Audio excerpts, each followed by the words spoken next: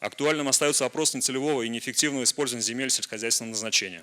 Җирләрне максатчан кулланмау Татарстанда төп проблемаларның берсе булып кала бирә. Бу айруча авыл хуҗалыгы мәйданнарына кагыла. Хәзер республикада 113 мең гектар дөрес кулланылмый торган җир бар.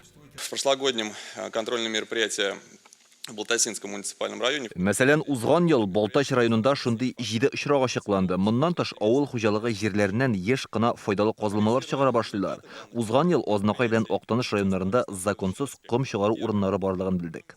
Бөтенләй кулланылмый торган җирләр Югары Ыслан, Алабуга, Лаеш, Мамадыш һәм Әлмәт районнарында табыла. Шул ук вакытта Мамадыш белән Әлмәттә күп балалы гаиләләргә бирергә участоклар җитми. Мондый проблема Бөгелмә, Яшелүзән, Лениногорск, Баулы, Кукмара һәм Түбән Камада да бар. Казанда 9, Ярчалыда 5 мең участок җитми. Министерство систематически направляет в исполнительный комитет города Набережные Челны. Министрлык исеменнән Ярчалы башкарма комитетына авыл хуҗалыгы җирләрен йортлар салу өчен статусын үзгәртү турында тәкъдим юлладык берничә тапкыр.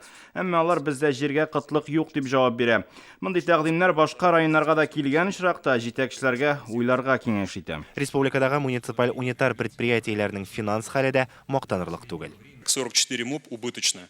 44 муниципаль унитар предприятие зиянга эшли, 34-нең кредитлары бар. Унитар предприятиеләрне реформалаштыру планы буенча аларның икесе дәүләтнеке, 16-сы муниципаль булып калырга тиеш. Калганнарын үзгәртеп кору кирәк. Хәзер җир һәм мөлкәт мөнәсәбәтләре министрлыгы тарафыннан 22 төрле дәүләт хезмәте күрсәтелә. Узган ел аларның 10-сын электрон форматка күчергәннәр. Быелгы цифрлаштыру елында да бу эшне дәвам итәчәкләр.